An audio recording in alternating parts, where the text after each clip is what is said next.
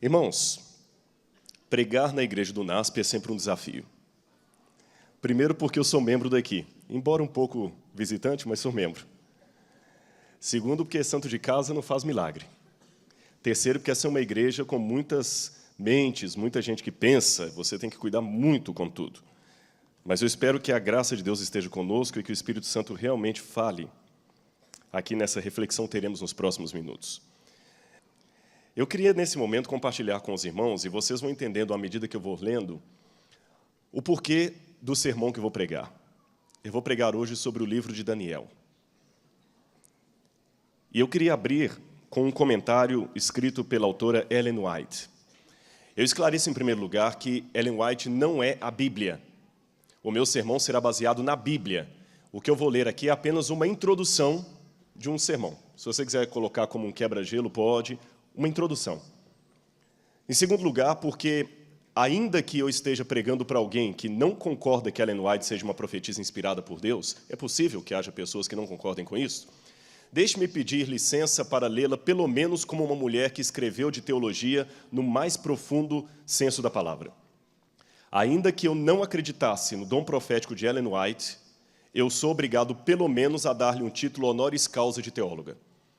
Porque ela escreveu com tanta propriedade que, falando não agora como adventista, mas como teólogo, eu poderia, sem a menor sombra de dúvida, colocar Ellen White no patamar de Karl Barth, de Schnarrenburg e grandes outros teólogos aí que são estudados e que fazem livros a respeito deles, John Wesley e outros mais.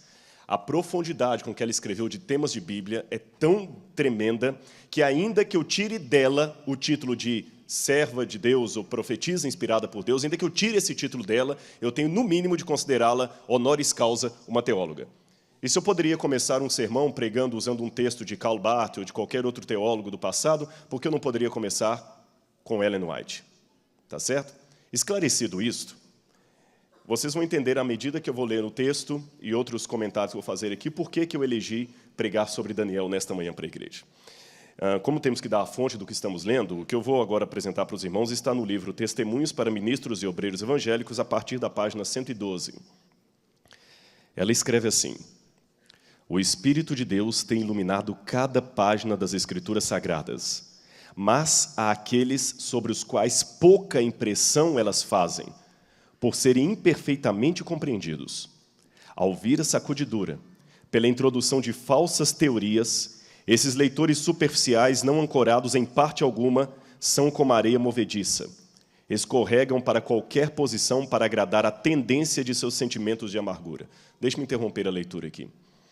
Semana passada, por coincidência, eu estava no túmulo de Ellen White.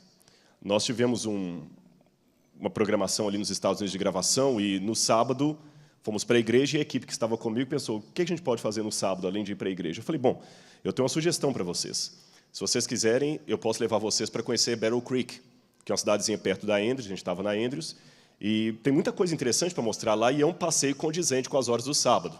O pôr do sol dando quase 10 horas da noite, você imagina que tem que preencher de uma maneira... Lá no verão, o pôr do sol dá bem tarde. Então, pegamos o carro e fomos para Battle Creek.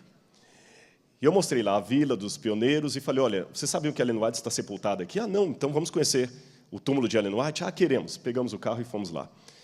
No cemitério, uma coisa me surpreendeu. Parecia uma tragédia. Árvores enormes, arrancadas, com raiz e tudo. Muitas caídas sobre túmulos. O cemitério parece que tinha passado por uma devastação que eu nunca tinha visto isso. Eu me assustei, porque o cemitério é muito bonito lá, muitas árvores frondosas, muita sombra, e dessa vez a maioria das árvores arrancadas, mas com a ventania que você via árvore, algumas quebradas, árvores de troncos muito grossos, outras arrancadas com raiz e tudo. Algumas caindo em cima de túmulos, quebrando túmulos. O túmulo de Ellen White estava intacto. E eu perguntei depois para alguém o que foi aquilo, e ele me disse que um tornado havia passado lá mais ou menos uma semana antes e arrancou aquelas árvores ali. E eu comecei a refletir quando eu vi aquela cena. Em primeiro lugar, o que eu li aqui está ilustrado ali. Árvores enormes, com raiz e tudo, caídas ao chão. E se me permitem uma ilustração parabólica, por mais que você seja uma árvore firme, você também pode cair. se a sua firmeza não for na palavra de Deus? Aquelas árvores estavam aparentemente firmes. Eram árvores, eu não sei quanto tempo demoraram para atingir aquele tamanho, mas eram árvores enormes. E até a pessoa que nos explicou isso disse depois que a tristeza deles é quando é que eles vão ter de novo aquele bosque daquele cemitério totalmente arborizado, porque vai demorar até as árvores crescerem de novo, plantar tudo de novo. Muitas pessoas que estão na igreja como árvores frondosas, tanto tempo aí na igreja, quando vier o vendaval das doutrinas, talvez vão cair. Mas eu também refleti sobre outras coisas ao ver aquela cena ali. Eu pensei que interessante. Essas árvores cresceram aqui, mas a voz que essa mulher teve continua falando. As árvores caíram, mas a pena inspirada continua pregando.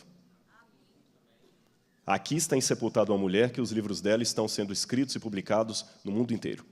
Que pessoas estão se entregando aos pés de Jesus e à leitura da Bíblia pelo que essa mulher escreveu.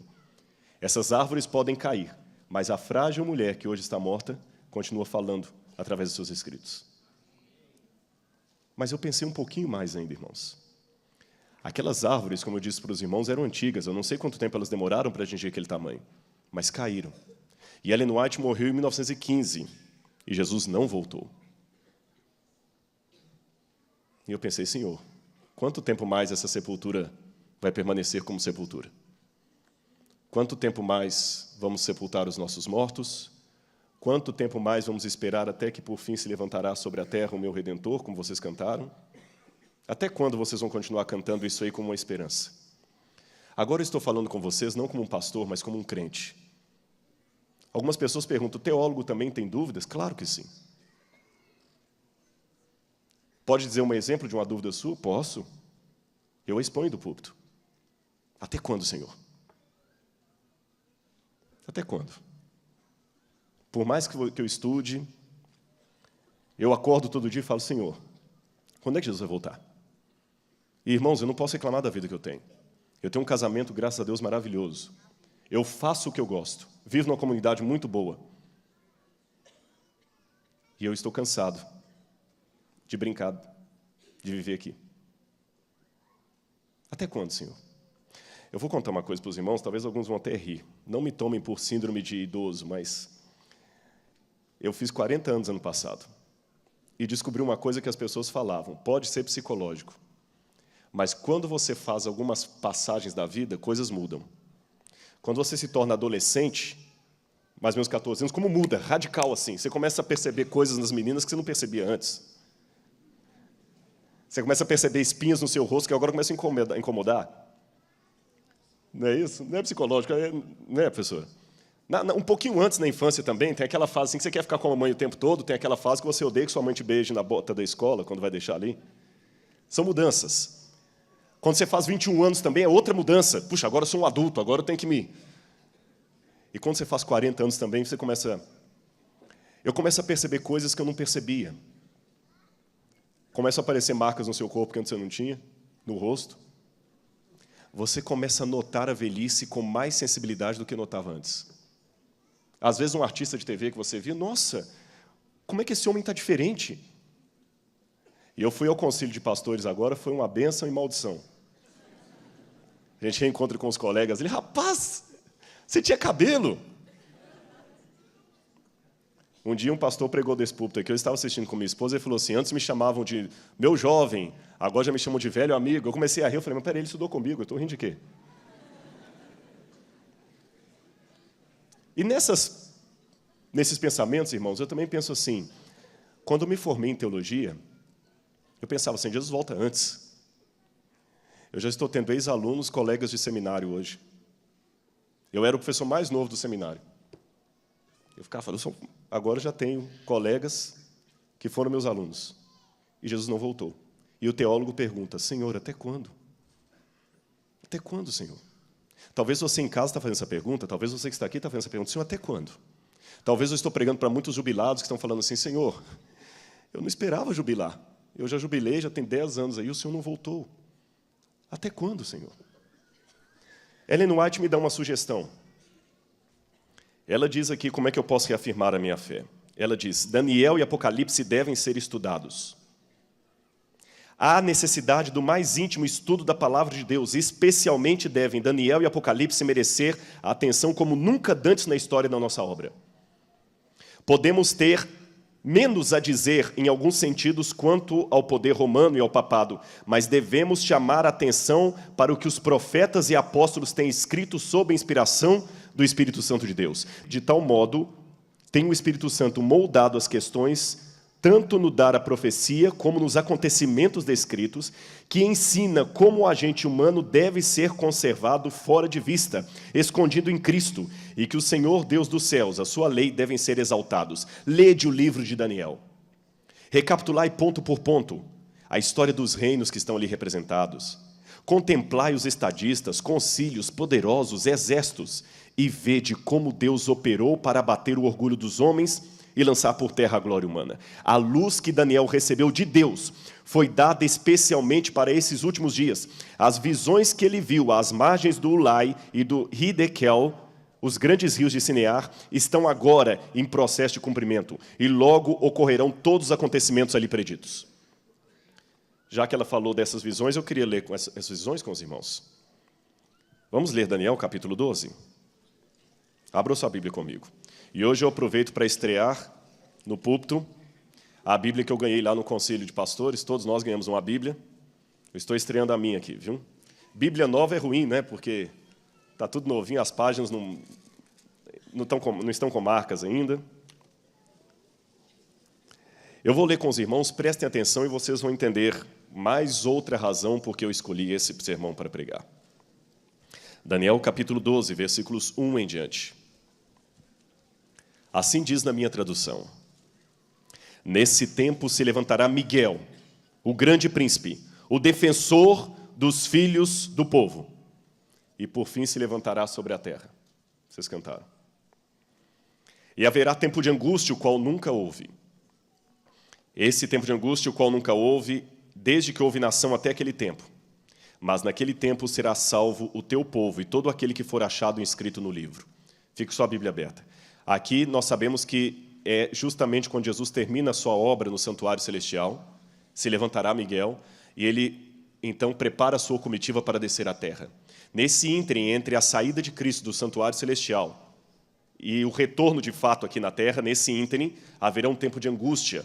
E Ellen White diz num outro texto do Grande Conflito que se há algo que possamos exagerar, isto não é o tempo de angústia. Ela fala que tudo que vamos descrever podemos cair no exagero. Ela falou, porém não tem como exagerar a angústia que aguarda o povo de Deus. Muitos dos que dormem no pó da terra ressuscitarão. Uns para a vida eterna, outros para vergonha e horror eterno. Aqui ainda não é a ressurreição última, é a ressurreição especial.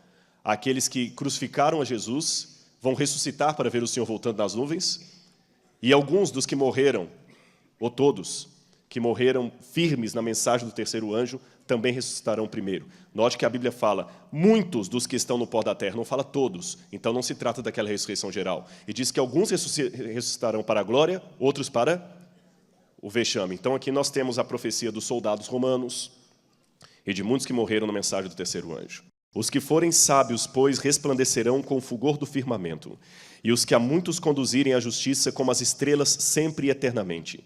Tu, porém, Daniel, encerra as palavras, sela o livro. Até quando? Até o tempo do fim. Muitos esquadrinharão, e o saber se multiplicará. Então eu, Daniel, olhei, e estavam em pé outros dois, um de cada lado do rio, que Ellen White mencionou, o rio Ulai, e outro do outro lado. Um deles disse ao homem vestido de linho que estava sobre as águas do rio, quando se cumprirão essas maravilhas? Aqui outro ponto que eu quero interromper a leitura. Aqui está a dúvida do teólogo, que era a dúvida até de um mensageiro celestial. Quando se cumprirão essas maravilhas, Senhor? Daniel teve o privilégio que nós não tivemos. Ele viu. E quando ele viu, ótimo, Senhor, maravilha. Mas quando? Quando sucederão essas coisas? Ouvi o homem vestido de linho que estava sobre as águas do rio, quando levantou a mão direita e esquerda ao céu, e jurou por aquele que vive eternamente que isso será depois de um tempo, 2 tempos e metade de um tempo. E quando se acabar a destruição do poder do povo santo, estas coisas se cumprirão. Eu ouvi, diz Daniel, porém não entendi. Então eu disse, meu Senhor, Desculpe, quando será o fim dessas coisas? E Deus não respondeu quando será, ele só disse, vai, Daniel, segue o teu caminho, porque essas palavras estão encerradas e seladas até o tempo do fim. Muitos serão purificados, embranquecidos e provados, mas os perversos procederão perversamente e nenhum deles entenderá, mas os sábios entenderão. Depois do tempo em que o sacrifício diário for tirado e posta a abominação assoladora, haverá ainda 1.290 dias. Bem-aventurado o que espere e chega até 1.335 dias. Tu, porém, segue o teu caminho, até o fim, pois descansarás.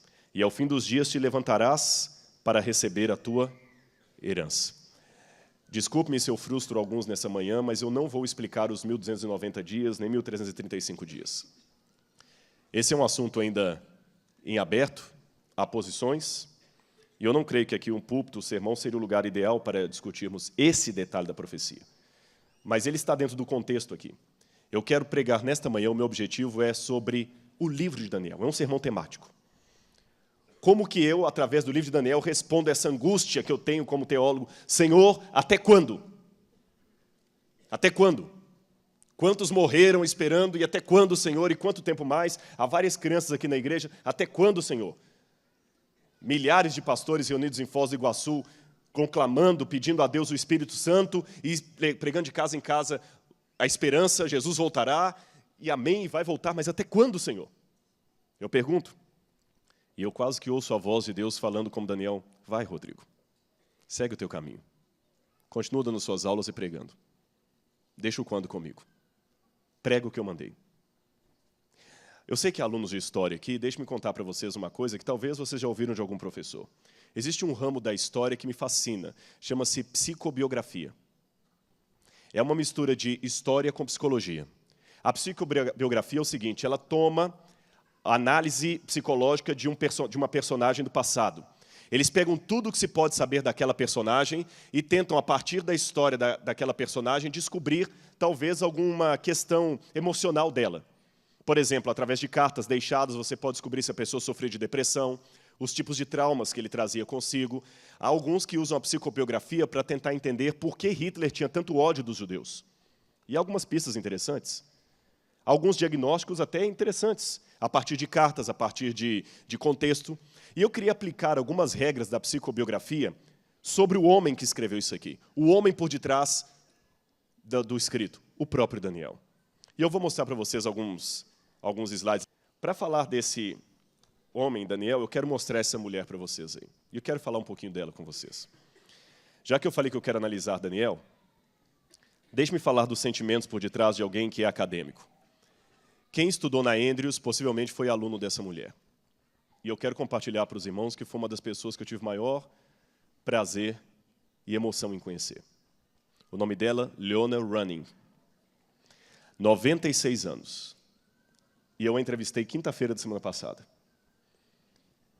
Essa entrevista vai para o ar no segundo semestre no Evidências. Eu confesso que eu terminei a entrevista chorando. Para quem talvez não saiba quem é Leona Running, eu vou explicar para vocês por que eu estou dando tanta ênfase a essa mulher. Ela simplesmente domina 13 idiomas diferentes. E, apesar dos seus 96 anos, ainda possui tremenda lucidez, como poucos. Entre os idiomas de sua carreira acadêmica, ela conseguia, não sei hoje a tal fluência disso, mas até um tempo atrás, ela lê com fluência egípcio, ugarítico, hitita, latim, sumeriano, acadiano, grego, hebraico, francês, italiano, alemão e outras coisas mais. Ela foi professora da Andrews por muitos anos e ela foi professora em Takoma Park, uma das primeiras mulheres a lecionar no nosso seminário em Takoma Park. E ela... Por que eu digo que ela ainda está muito lúcida? Há 5 anos atrás, tem um amigo meu lá na Andrews, Bob Bates, ele fez uma tese de PhD, e a tese dele foi um dicionário de egípcio. E ela foi a orientadora dele. E essa mulher foi secretária de Albright. Agora eu vou falar da área da arqueologia.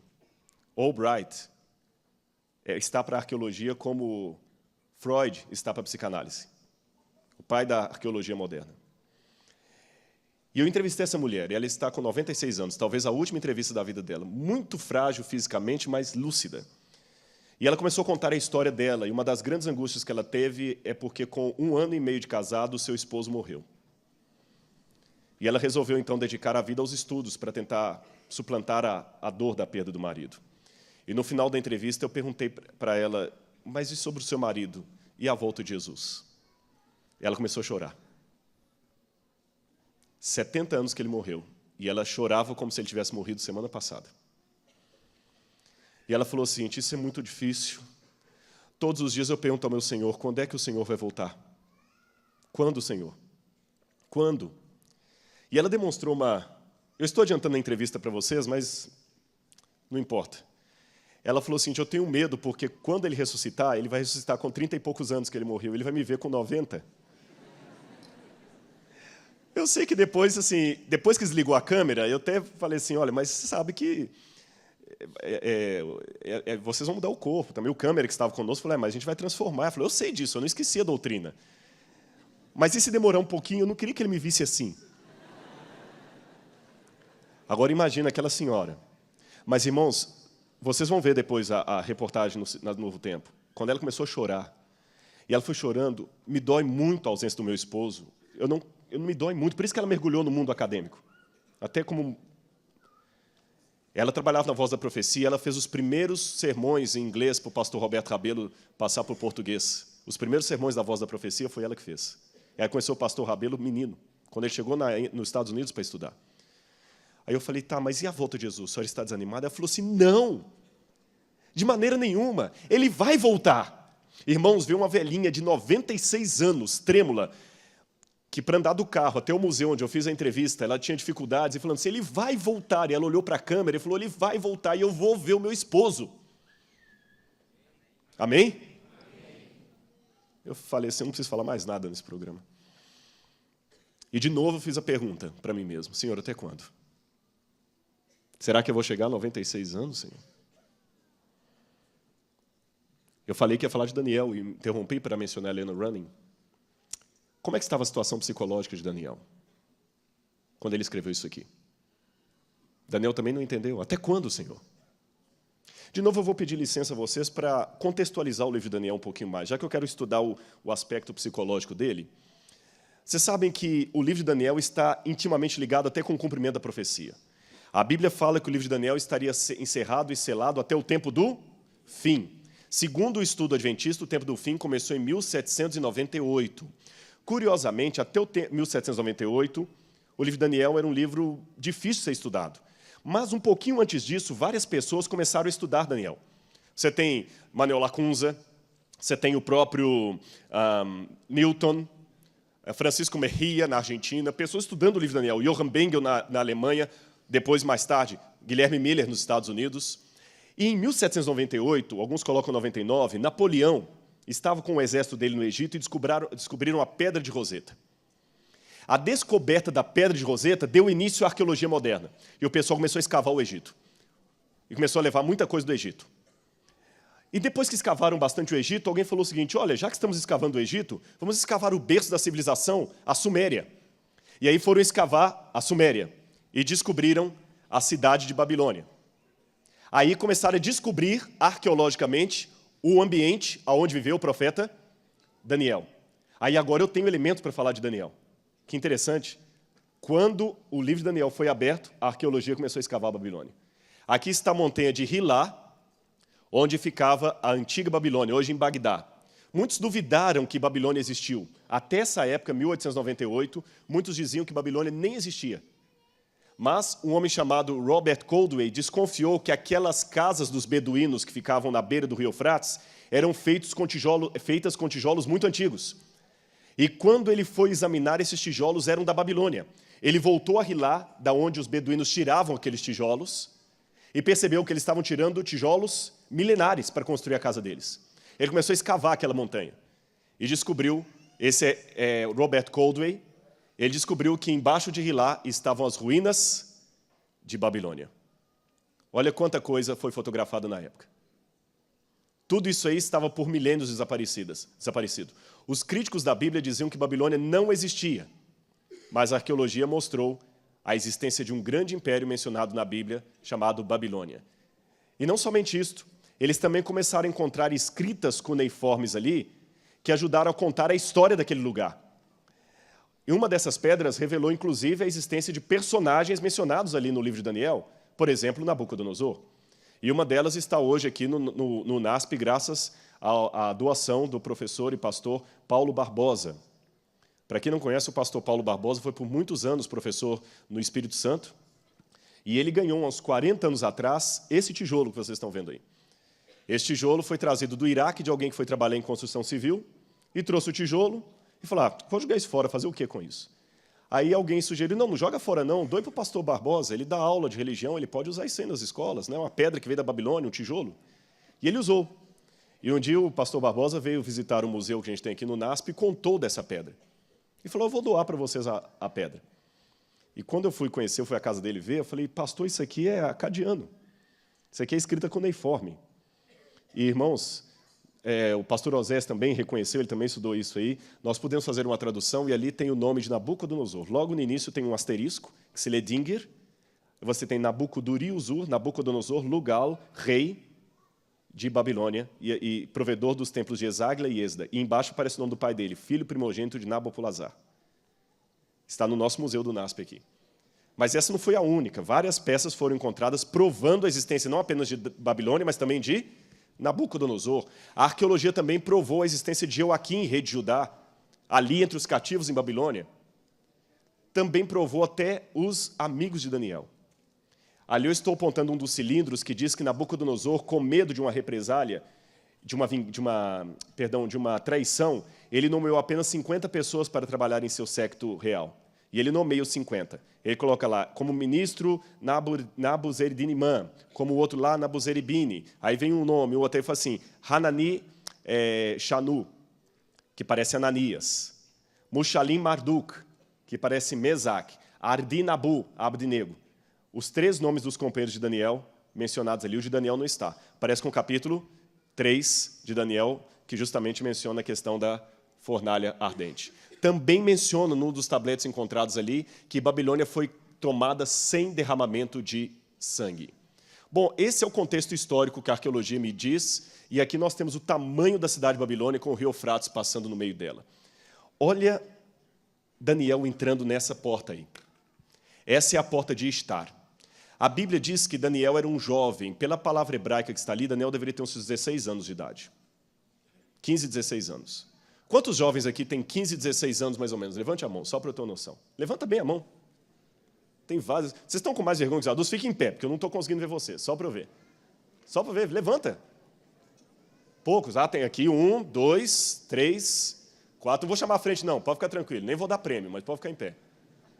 Então, presta atenção em mim, vocês que levantaram. Daniel tinha a idade de vocês quando foi para a Babilônia.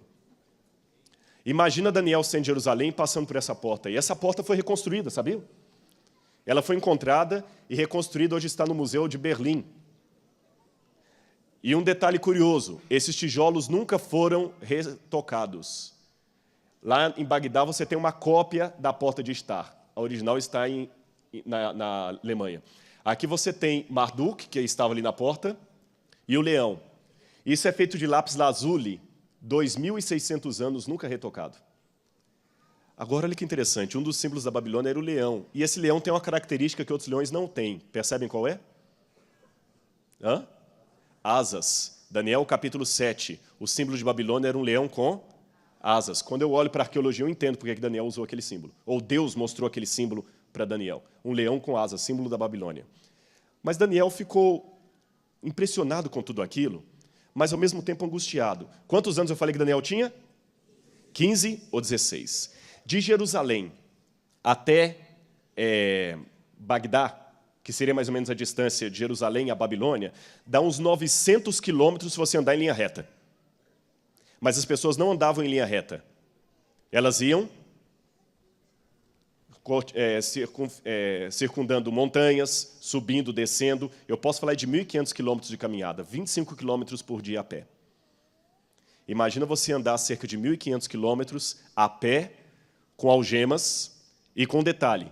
Você não está indo para umas férias, você está indo para a prisão.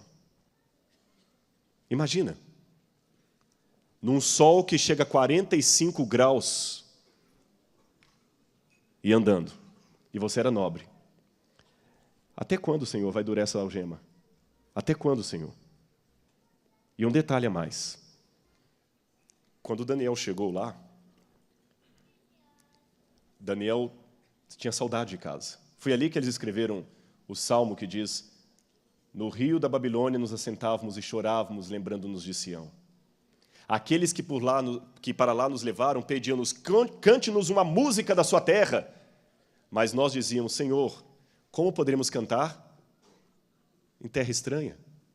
Esse salmo é chamado de salmo de romagem. Você já viu na Bíblia escrito assim, salmo de romagem, o salmo de peregrinação? Eu vou explicar por que a vocês. Os judeus que continuaram morando no cativeiro, quando iam para Jerusalém nas festas religiosas, eles vinham pelo caminho cantando esses salmos, que eram salmos da época do cativeiro. Por isso são chamados salmos de romagem ou salmos de peregrinação. Imagina Daniel sentindo isso aqui. E eu vou revelar uma coisa agora que talvez assustar alguns da igreja, como me assustaram, essas coisas aqui. Vocês estão vendo essa cena aí?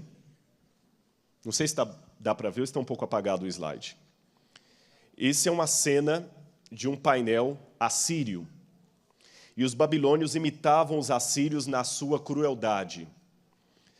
E os assírios tinham um costume, quando eles levavam jovens cativos para trabalhar para o rei, e como eu falei, os babilônios também imitaram isso. Sabe qual era o costume? Em primeiro lugar, escolhiam jovens de boa aparência. Segundo, jovens da família real. Por que da família real, pastor? Simples. Muitos daqueles jovens poderiam ser o copeiro do rei, para experimentar um vinho antes do rei bebê-lo, para ver se o vinho estava envenenado ou estragado. E somente um jovem de alta posição social saberia distinguir um vinho bom de um vinho ruim. Concordam comigo? Então é lógico que um rei queria do lado dele como copeiro alguém que fosse nobre. Traduzindo para hoje, seria como se um soberano quisesse como secretários, como empregados, alguém que soubesse um nó de gravata italiano, alguém que soubesse como engraxar um sapato de couro especial, alguém que entendesse como se coloca um terno. E não podia pegar alguém da periferia que não sabe aquilo, então ele ia escolher alguém da nobreza. Por isso que Daniel foi. Só que havia um problema para os assírios e babilônios. Um jovem bonito, inteligente, poderia atrair a atenção da esposa do rei. Irmãos, eles costumavam castrar esses jovens. Esse painel que vocês estão vendo aí mostra alguns eunucos castrados. Como eu sei que eles estão castrados? Eles não têm barba. Além da inscrição que diz isso, geralmente o castrado ele para de produzir testosterona, pelos começam a ficar finos, a voz às vezes afina. Não significa virar homossexual. Viu? Não tem nada a ver uma coisa com a outra. Mas alguns comentaristas, repito, para ficar bem claro, e você que está em casa não mal interpretar, não significa que a pessoa se transforma em homossexual, nem efeminado. Ficou claro? Esclarecido isso aqui, para não dar nenhuma dúvida para ninguém. Alguns comentaristas levantam a hipótese que Daniel também sofreu esse tipo de castigo. Eu não posso afirmar isso aqui, mas realmente é uma coisa que... Com base em que, pastor, esses comentaristas afirmam isso? Bom, eu vou dar para vocês alguns exemplos. Letra A. Quem cuidou de Daniel e os companheiros dele? O chefe dos eunucos. Letra B. A Bíblia não menciona a família de Daniel. Ah, pastor, mas a Bíblia também não menciona a família de João, nem de... Então, não significa que... O silêncio é um argumento muito fraco, concordo com você. Mas lembra quando Daniel foi atirado na cova dos leões e os 3 companheiros na fornalha ardente? Depois que eles saíram dali, quem foi atirado no lugar deles? Os inimigos deles. E eles foram atirados sozinhos? Com quem? Com a família, porque naquele tempo, quando alguém era condenado à morte, a família toda ia junto. Então, o fato dos companheiros de Daniel serem lançados na fornalha ardente, não mencionar esposas nem filhos, e Daniel na cova dos leões também sozinho, indica que não tinha família, porque se tivesse mulher e filhos, teriam lançados juntos. Outro argumento. Olha esse texto que eu gostaria de ler com vocês. Isaías, capítulo 39, versículo 7. Isaías 39, verso 7. Dos teus próprios filhos que gerarem, tomarão para que sejam o quê? Eunucos no palácio do rei da Babilônia. Deixa-me perguntar para a igreja. Essa profecia de Isaías, relativa ao cativeiro, diz que Deus ia trazer o cativeiro por que razão? Porque Israel era fiel? Não ouvi a resposta. Porque Israel estava cumprindo a lei? Por que veio o cativeiro, irmãos? Porque Israel pecou. Porque Israel estava em apostasia. Eu pergunto a vocês, Daniel estava em apostasia? Mas Daniel sofreu a consequência. Outra lição que eu aprendo do livro de Daniel. Você que está sentado aí agora, lembra que Ellen White falou dos murmuradores? Você está disposto a sofrer junto com o povo de Deus as consequências da apostasia do povo de Deus, mesmo que você esteja sendo fiel? Esse é um recado especialmente para os dissidentes. É fácil fazer um movimento e ficar criticando de fora. Quando a senhora White fala no livro Santificação sobre a oração de Daniel, ela fala, Daniel se identificou com Israel pecador. Olha o capítulo 9 de Daniel. Quando ele ora, ele fala, Senhor, nós, primeira pessoa do plural, nós temos pecado contra ti. Daniel não tinha pecado, mas mesmo assim, é lógico, tinha pecado no sentido, ele era um pecador. Eu disse, ele não estava naquela apostasia, mas eu quero dizer, mesmo naquela situação de espiritualidade, ele não apontava o dedo para criticar, ele se envolvia com a igreja. E quando nós estamos nas nossas rodinhas aqui em volta do colégio, nós nos identificamos com a igreja ou a gente critica? Esse povo, essa igreja, não é mais como no meu tempo. Com todo respeito a alguns que já são mais experientes do que eu respeito tremendamente aqueles pioneiros. Mas ali naquela igreja também tinha problemas. Se não teriam terminado a obra do Evangelho, Jesus tinha voltado. Então não acho que é criticando a juventude de hoje, achando que a de ontem era melhor, que a de hoje não presta.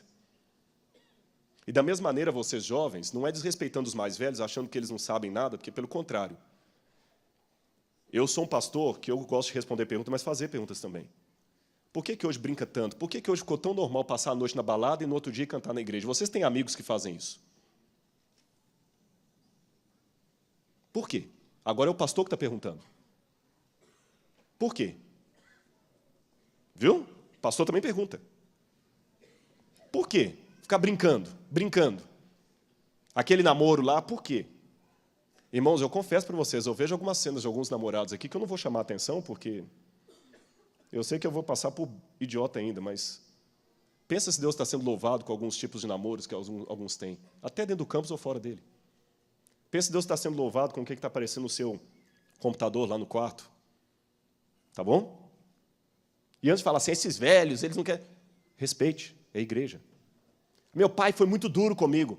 Você vai ser como Daniel, vai se identificar com os erros do seu pai e pedir perdão a Deus? Ou você vai ficar só criticando?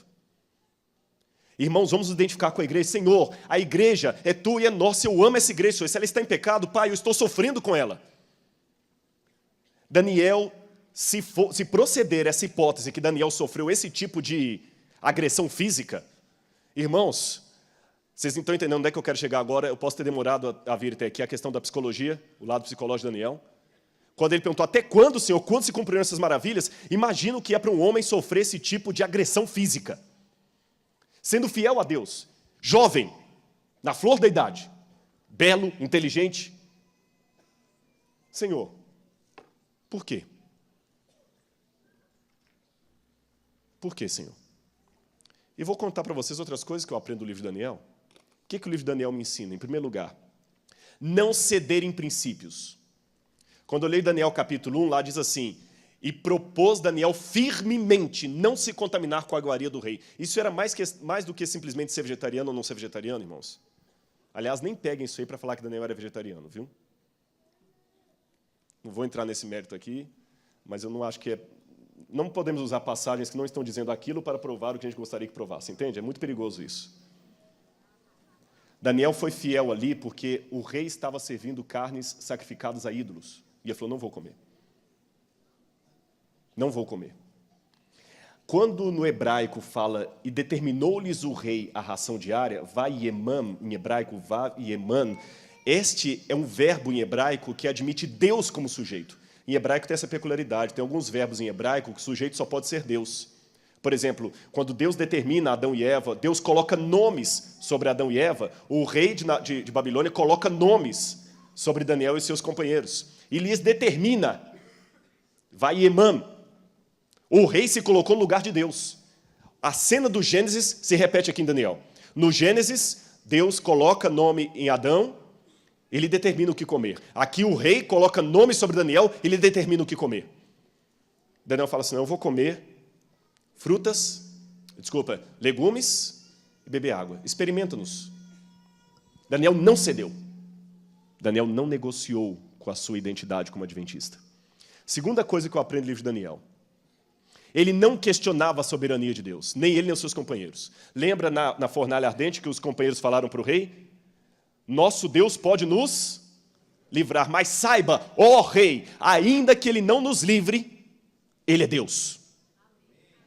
Eu vou falar uma coisa com você e nunca mais esqueça o que eu vou dizer. Em nome de Jesus, preste atenção nisso. Você tem que orar com fé e fidelidade. Fé é orar com a certeza que Deus pode atender, porque Ele pode fazer todas as coisas. E fidelidade é continuar agarrado com Ele, mesmo que Ele resolver não atender. Ore com fé, mas não esqueça que Deus é Deus. Deixa Deus ser Deus. Eu vou orar por cura, eu vou orar por libertação, mas Deus é Deus. Daniel orou e foi para a Babilônia. E ainda que você não aceite a tese da castração lá, da agressão, só o fato de estar longe de casa, nunca mais voltando para ver a família, nem os pais, nem os irmãos, nem ninguém. Então você também, jovem, eu quero dar recados para todos, que se sente revoltado, porque você não queria estar aqui no internato, seu pai obrigou. Sua situação não está pior do que a de Daniel de jeito nenhum. Você está aqui porque alguém quis o seu melhor. Pode, às vezes, você não gostar da comida, pode não gostar do dormitório, pode não gostar do culto de tal hora, pode não gostar de ter vindo para a igreja de sábado, mas saiba que a sua situação ainda é muito melhor do que a de Daniel. Muito melhor. Um dia você vai crescer e vai perceber como foi bom o tempo de internato, que hoje talvez você não está entendendo. Mas não revolte, não. Mas falharam comigo, pastor, é que você não sabe, eu entendo. Eu sei o que você está dizendo. Muita gente falhou comigo também. Mas eu não vou usar isso como motivo para questionar a soberania de Deus. Deus é Deus. Terceira coisa que eu aprendo.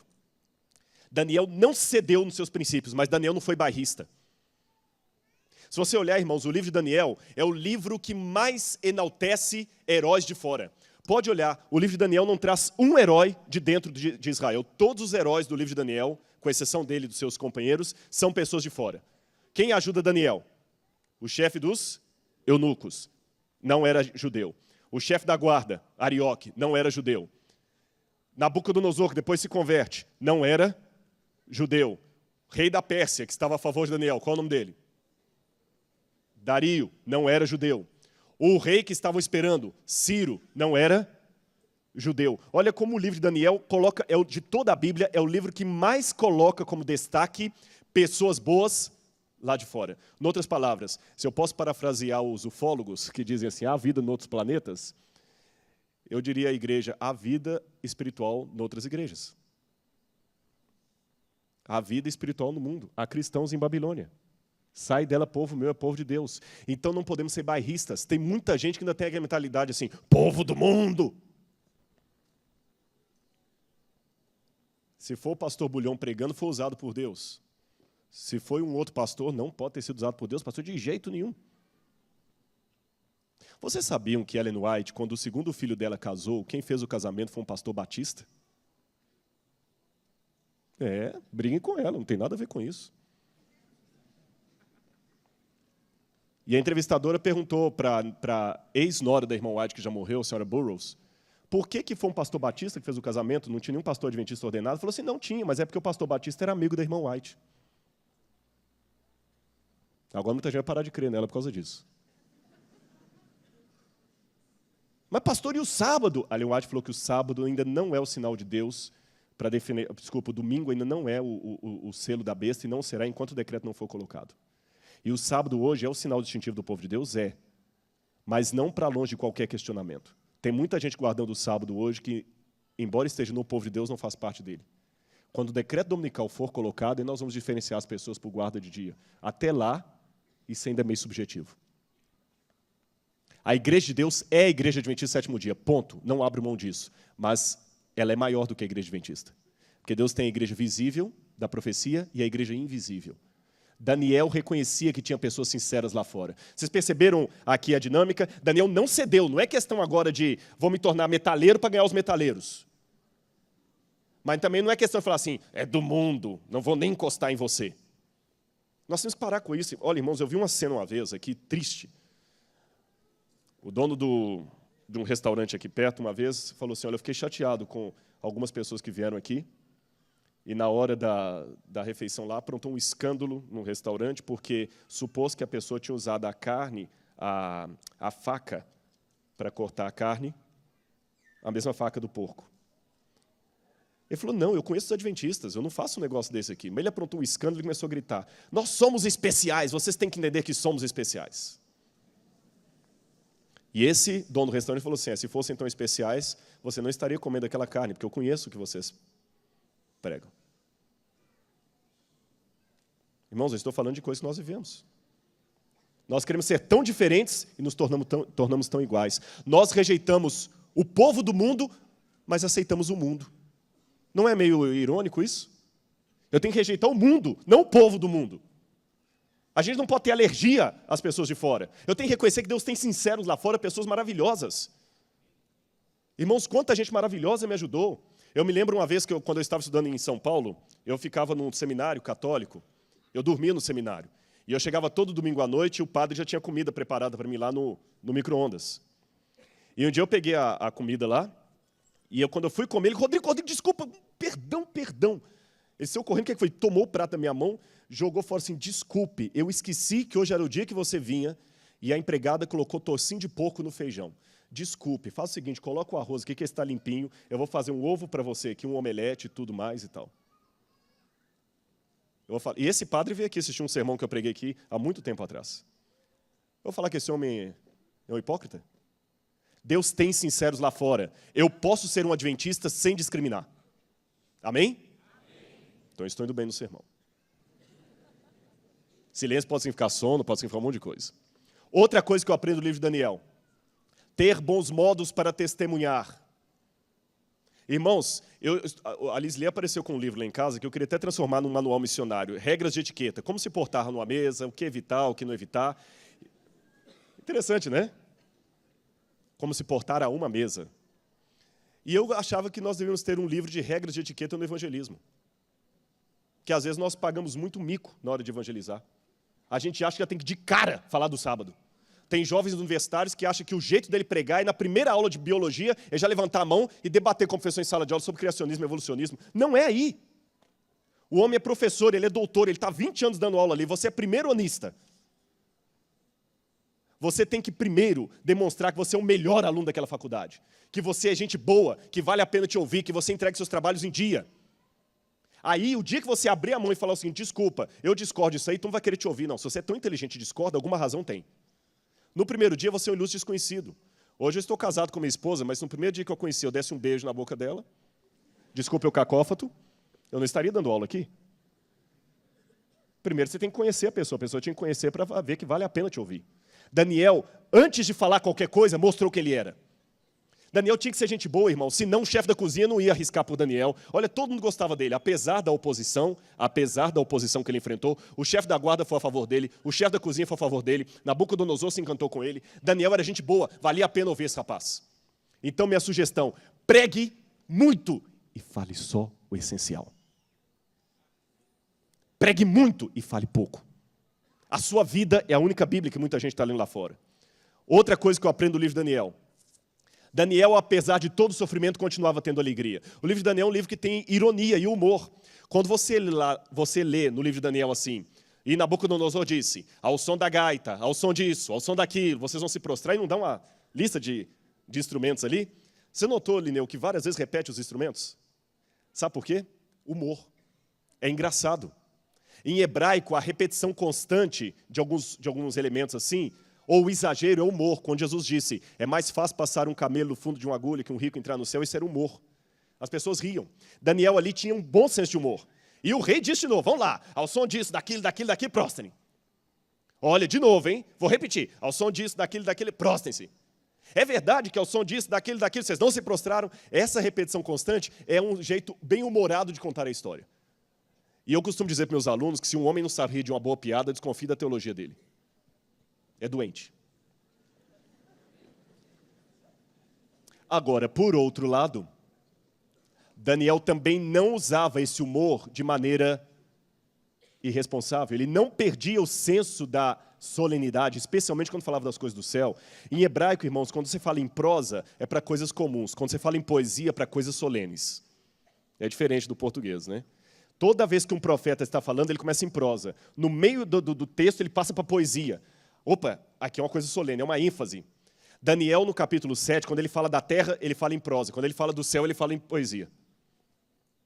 Toda vez você vê em Daniel, ele está falando dos animais, é prosa. Quando ele fala do filho do homem vindo para receber o reino, aquela cena ali do trono, ele fala em poesia. Ele sabe diferenciar as coisas de Deus das coisas do mundo. Ele não brinca. Pessoal, presta atenção nisso, que isso é muito sério, principalmente vocês que cantam. Ele não brinca com coisas de Deus. Outro detalhe que eu aprendo no livro de Daniel. Ele tinha noção de onde ele era, de quem ele era. Mais um detalhe. Daniel também eu aprendo que o reino não virá pelo meu esforço, mas por ação divina. Lembra que a pedra foi cortada sem auxílio de mãos. O reino vai vir, mas não é por Rodrigo Silva. O reino vai vir quase a despeito de Rodrigo Silva. Deus em si mesmo se basta, mas Ele resolveu contar comigo. Então, esse é um privilégio que eu peço a Deus para não permitir que eu frustre. Outro detalhe, o reino de Deus pode demorar. Daniel, vai, porque essas profecias se referem a dias ainda muito distantes. Outro detalhe, esperar pelo reino no cativeiro é diferente de esperar em casa. Essa expressão em hebraico que está ali, Leshanah Rabaa Beyerushalayim, traduzindo significa ano que vem Jerusalém. Os judeus, quando moram na diáspora, fora de Israel, eles têm um costume, especialmente na Páscoa, no Pessah, no Yom Kippur, que é o dia da expiação, eles falam assim, ano que vem Jerusalém, quer dizer, nós vamos para lá. Dizem alguns que essa tradição começou no cativeiro, quando os judeus tinham a esperança de no ano que vem o cativeiro acabar. E passava o ano e não acabava, mas todo ano eles falavam assim, não tem problema, um dia vai acabar, ano que vem Jerusalém. Leshanah Rabaa Beyerushalayim. Ano que vem, Jerusalém. Lá em casa, quando eu faço pôr do sol com a minha esposa, a gente sempre se cumprimenta assim, ano que vem, Jerusalém. Não sei se vai ser em 2012, mas um ano que vem vai ter. E a esperança fica. Eu quero terminar esse sermão contando duas coisas para os irmãos. E desculpe, eu não quero transgredir o sábado por fazer menção de um filme. Quando eu fizer a menção do filme, vocês vão entender que é apropriado o comentário. Quando eu voltei, a minha esposa comentou de um filme que ela assistiu. E uma das coisas que eu gosto muito do meu casamento é que eu converso muito com minha esposa. Ela é minha amiga. Isso é bom. Não estou falando isso para ser politicamente correto, não, irmãos. É porque numa época em que o casamento é tão questionado. E ela me contou desse filme que ela assistiu. Passou na TV esses dias que eu estava fora aí. E ela, quando contou o filme, ela começou a emocionar, chorando, que ela disse que chorou quando assistiu o filme. E quando ela contou, ela começou a chorar e eu quase chorei também. Fiquem tranquilos, vocês não vão chorar. Ela disse que lembrou de mim, porque eu gosto de cachorro, viu? Não interpretem mal. É um filme sobre um cachorro japonês, e esse cachorro, diz que passou agora na televisão esse filme. Muitos assistiram, né? Mas a Globo está com um ibope bom aqui, viu? Eu espero que é Novo Tempo também. Eu sei que o cachorro, ele ficava, o dono, ele teve um carinho muito grande com esse dono, e esse cachorro teve uma história tão especial que eu vou contar partes que o filme não mostrou. O Hakito, que é o nome desse cachorro, aqui está uma estátua dele que foi erguida lá em Tóquio. Puxa vida, por que um cachorro mereceria uma estátua? A fidelidade dele ao dono. O dono criou, e a Lisley diz que foi mostrando o carinho do dono com o cachorro, e o cachorro foi crescendo, ele pegou o cachorro, e o dono ia trabalhar, o dono era professor, ele ia para a estação, o cachorro ia com ele. Quando ele entrava no trem, o cachorro voltava para casa. Quando era a hora do trem chegar, o cachorro ia para a estação e ficava esperando o dono. Até que um dia, o cachorro não queria que o dono embarcasse no trem de jeito nenhum. Parecia que o cachorro estava entendendo alguma coisa. Esse aqui é a foto original do cachorro. Tirada em 1929, em preto e branco. E do outro lado, o cachorro verdadeiro, que foi empalhado e está no museu lá em Tóquio. O cachorro do filme foi empalhado. Sabe por quê? Nesse dia que ele não queria que o dono embarcasse, por alguma razão, o dono foi e teve um infarto enquanto dava aula.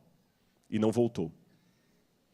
E por anos e anos esse cachorro continuava indo para a estação todos os dias, na hora que o trem chegava, esperar o seu dono chegar. E ele começou a morar na estação. Ele dormia debaixo dos trilhos e na hora que o trem chegava, ele chegava e sentava lá, esperando o dono que nunca mais ia voltar. E a Lisle diz que a cena mais triste do filme é que você vai vendo o cachorro envelhecendo. E o dono não volta. Quando ela contou isso, coincidiu com o que eu estava pensando em pregar para vocês. Um cachorro não tem o raciocínio de um ser humano. Eu sei que o cachorro pode ser um bicho inteligente, mas ele não tem o raciocínio de um ser humano. Mas se um cachorro consegue ter tanta fidelidade em ficar esperando um dono, por que eu não vou continuar esperando o meu Senhor? Até quando, Senhor? Não sei. Mas eu sei de uma coisa, irmãos, Daniel não era um mero historiador. Ele verificava o pulso da história e sabia interpretar os tempos. E eu aprendo mais uma coisa do livro de Daniel. Eu comecei esse sermão perguntando até quando. Passei pela história de Leona Running, que também perguntou até quando. Mostrei Daniel perguntando até quando. Mostrei que Daniel tinha todos os motivos humanos para questionar a Deus. Mas ele continuou esperando. E a última coisa, presta atenção no que eu vou dizer agora. Existe uma diferença entre esperar no cativeiro e esperar em casa. Daniel sabia o tema do grande conflito. E a dinâmica do grande conflito é que se nós sofremos demais, nós não suportamos, mas se sofremos de menos, não sabemos qual mal é o mal e não desejamos nos livrar dele. E como o mal imita o bem? No livro de Daniel você tem a pedra que sai do céu, que a montanha é um símbolo do céu, ela é arrancada de uma montanha, é o símbolo do céu. E essa pedra que sai do céu atinge a terra e cresce e enche a terra. E o pequeno chifre é um chifre que sai da terra e atinge o céu, imitando o poder de Deus. Ele sabia o que era o grande conflito. Esperar a Deus no cativeiro é diferente de esperar em casa. Você está sabendo esperar a volta de Jesus? Deixa eu contar uma última ilustração para você pensar no resto desse sábado. Uma vez eu li uma coisa de Paulo Freire, um verso que eu nunca tinha lido, um verbo. Ele falou do verbo esperançar. A palavra esperança pode vir de esperar e de esperançar. Eu contei isso numa vigília aqui, gostaria de pedir licença para contar isso de novo à igreja. Uma vez eu passei 50 dias longe da minha esposa. Ela estava na África do Sul e estava em Israel. Quando eu voltei, eu estava ansioso por ver a minha esposa. E você vai entender nessa minha ansiedade o que significa esperançar. Eu fui para Caprioli ali esperar o ônibus chegar, e eu estava com flores na mão. E o meu comportamento dizia que eu estava esperançando. Não esperando, esperançando. E eu ficava andando para um lado, e aflito, e olhava na esquina, e o ônibus nada. Uma senhora perguntou, puxa, mas você está com tanta euforia, quem você está esperando? E eu nem percebi que eu estava tão empolgado. É a minha esposa. A sua esposa? Ela está vindo aonde? Da África do Sul. É mesmo? E o que você faz? Eu sou professor e pastor lá no NASP, sou da Igreja Adventista, a minha esposa é professora. E comecei, eu não sei, daqui a pouquinho eu sei que não era só aquela mulher, tinha uma outra com ela, mais um senhor, mais um outro, mais um outro, mais um outro. E uma chegou e falou assim, mas ela é sua namorada? Eu falei, mais do que isso, ela é esposa. E fiz assim, aí eu cutucou o marido, tá vendo? O ônibus chegou. A porta abriu, aquela primeira falou assim, não, espera aí, ele vai na frente. Espera aí, motorista, deixa ele entrar. A Lisle vai me matar para eu estar contando isso aqui, mas tudo bem. Quando eu entrei, que eu abracei, evidentemente beijei, porque casado pode. Todo mundo lá fora aplaudiu. A Lisle era mais conhecida lá fora do que qualquer um. Mas dessa história um tanto engraçada, eu quero ilustrar para vocês o que significa esperançar. Esperar é estar à espera de algo. Esperançar é ter tanta vontade que a coisa venha, que você leva outros a esperarem juntos com você. Era espalhar a esperança. E, irmãos, eu vou continuar esperando o meu Senhor. A minha dúvida teológica ainda não sanou. Até quando, Senhor? Quando Jesus voltará? Não sei. Desculpem, meus alunos, o professor de vocês não sabe e nunca vai poder responder. Quantos anos, pastor, você acha? Mais 10 anos, 5? Não sei. Eu sei que ele em breve voltará. Quando será esse breve, eu não sei. Eu sei o seguinte, pela minha força, mas pela graça, não pela minha força, mas pela graça de Deus, eu vou continuar esperando. E eu conclamo você, a partir dessa introdução, desse panorama do livro de Daniel também, a esperar. Lembrando que estamos num cativeiro, na Babilônia, esperar. O meu Senhor voltará e eu vou ficar esperando. Se um cachorro, que é um ser que não tem a inteligência do ser humano, pode ficar esperando o seu dono, porque eu não posso esperar o meu Senhor? Então, em nome de Jesus, espere, porque Ele voltará. Até quando, Senhor, eu não sei. E enquanto você espera, estude as profecias de Daniel, estude Apocalipse. Você está na Babilônia, mas acreditem, meu irmão, Ele vai voltar. Meus amados, vocês que já jubilaram, talvez não esperavam chegar à jubilação, eu posso dizer que eu entendo a angústia de vocês, porque vocês não esperavam, mas Ele vai voltar. Eu sei que desde que vocês eram criancinhas na igreja, já diziam isso, vocês estão com 70, 80 anos, mas Ele vai voltar. Muitos já morreram, mas Ele vai voltar. Lineu, Ele vai voltar. Você era uma criancinha e seu pai já cantava, você já é um maestro hoje, mas Ele vai voltar. As músicas que vocês compõem, Jader, vão virar realidade. E em nome de Jesus eu quero continuar esperando. Vamos orar agora. Amado Pai, em nome de Jesus eu entrego esta igreja no Teu altar. Ouça a nossa voz agora, Senhor, do santuário celestial. Ouça, amado Pai, o nosso clamor. Como Daniel, Senhor, muitas vezes perguntamos, até quando, Senhor? Quando nós veremos essas maravilhas? Quando, Senhor, o pequeno chifre será definitivamente derrotado? Quando, Senhor, a pedra arrancada sem auxílio de mãos baterá no fim da estátua, consumindo-a e ao mesmo tempo enchendo toda a terra? Quando, Senhor, virá o Teu reino?